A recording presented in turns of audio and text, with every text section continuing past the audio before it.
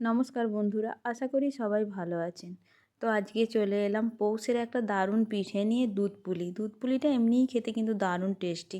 তো এখানে আমি একটা নারকেল নিয়ে নিয়েছি, নারকেলটা ফাটিয়ে নিয়ে তো আমি কুড়ে নেব এখানে কুড়ুনিতে করে। তো আপনারা চাইলে নারকেলটা মানে খুলে একটু মিক্সিতে পেস্ট করেও নিতে পারেন। তো আমি এখানে নারকেল কুড়ুনিতে করে কুড়ে নিয়েছি। যদি রেসিপিটা ভালো লাগে তাহলে চ্যানেলটা একটু সাবস্ক্রাইব করে দেবেন, আর পুরো ভিডিওটা দেখার অনুরোধ রইল। একটা করে লাইক দিতে কিন্তু ভুলো না। তো নারকেলটা কুড়িয়ে নিলাম, নিয়ে একটা কড়াই চাপিয়ে দিয়েছি গ্যাসটা অন করে। তাতে নারকেল কোড়াটা দিয়ে দেবো, আর 1 কাপ মতো চিনি দেবো, মানে ছোটো কাপের। আর 1 প্যাকেট গুঁড়ো দুধ নেব, সেই 10 টাকা দামের যে প্যাকেটগুলো হয় না, ওই প্যাকেটের 1 প্যাকেট গুঁড়ো দুধ নেব। বাড়িতেই নারকেলটাকে একটু সন্দেশ বানিয়ে নেব। তো এইভাবে বানিয়ে নিলে কিন্তু দারুণ লাগবে খেতে। যে সন্দেশ দিয়েই পুর দিতে হবে না, নারকেলটাকে একটু সন্দেশ বানিয়ে নিলেই কিন্তু খেতে ভালো লাগবে।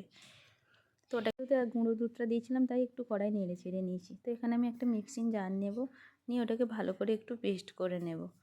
পেস্টটা হয়ে গেছে, তো আমি আবার গ্যাসটা অন করে কড়াইতে দিয়ে একটু নেড়ে চেড়ে একটু বেশ শুকনো শুকনো করে নেব।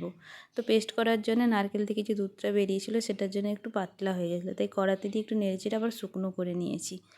তো এখানে আমি বাটিতে কিছুটা জল চাপিয়ে দিয়েছি, দিয়ে 1 চামচ নুন দিয়ে জলটা ভালো করে একটু গরম করে নিয়েছি। তো আমি এখানে বড় বাটির 1 বাটি গুঁড়ি নিয়ে নিয়েছি। তো অল্প অল্প গরম জল দিয়ে গুঁড়িটাকে ভালো করে একটু মেখে নেব।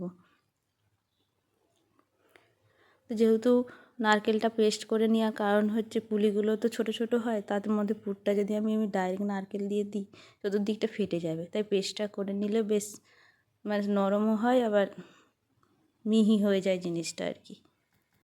তো কিছুটা সময় ধরে আমি চালগুড়িটাকে বেশ মেখে নিলাম, নিয়ে এবার দেখুন একদম ছোট ছোট করে বাটির শেপের মতন করে নেব, হাতে করে ঘুরিয়ে ঘুরিয়ে নিতে। ওতে অল্প অল্প করে পুর দিয়ে আমি এবার মুখগুলো একটু চেপে চেপে দেবো, নাহলে দুধে দিলে আবার ফেটে যাবে, ফেটে গেলে পুরটা সব বেরিয়ে যাবে। তো এইভাবে আমি সবগুলো এইভাবে বানিয়ে নেব আগে।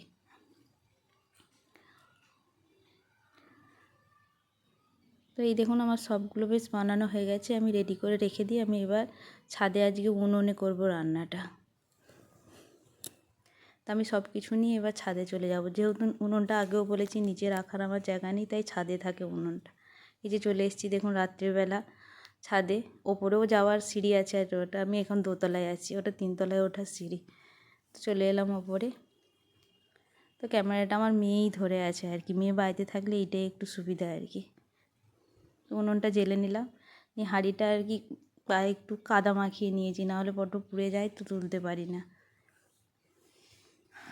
তো চাপিয়ে দিয়ে আমি এখানে দুধটা দিয়ে দেবো। এখানে আমি 2 কিলো দুধ নিয়েছি।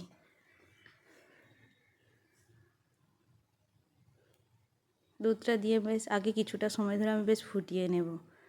ফুটিয়ে নিয়ে ওতে 2 প্যাকেট আর কি গুঁড়ো দুধ দিলাম, টেস্টটা ভালো হয় আর কি। তো বেশ কিছুটা সময় পর ফুটে যাওয়ার পর আমি এবার পিঠেগুলো আগে থেকেই রেডি করে রেখেছিলাম, ওগুলো দিয়ে দেব। তো সামান্য একটু চালের গুঁড়ি দিয়ে দিলাম, বেশ খেতে ভালো লাগে, আর একটু গাঢ় গাঢ় হয় তো বেশ ভালো লাগে। দুধ পুলি একটু বেশ গাঢ় গাঢ় খেতেই ভালো লাগে। 1 কাপ চিনি দিয়ে দেব। আগে আমি চিনিটা দিইনি, পিঠেটা কিছুটা সময় ধরে একটু ফুটিয়ে নেওয়ার পর চিনিটা দিয়েছিলাম। বেশ নেড়ে চেড়ে বেশ দেখুন পিঠেগুলো বেশ ভেসে উঠেছে, মানে এবার হয়েই এসেছে। না আবার আগে একটু সামান্য খেজুরের গুড় দিলাম, বেশ গন্ধটাও ভালো ছাড়ে, খেতেও ভালো লাগে। তো আমার দুধ পুলির পিঠেটা হয়ে গেছে। যদি রেসিপিটা ভালো লেগে থাকে তাহলে একটা কমেন্ট করবে। আবার চলে আসবো কোনো নতুন রেসিপি নিয়ে। আজকের মতন টাটা।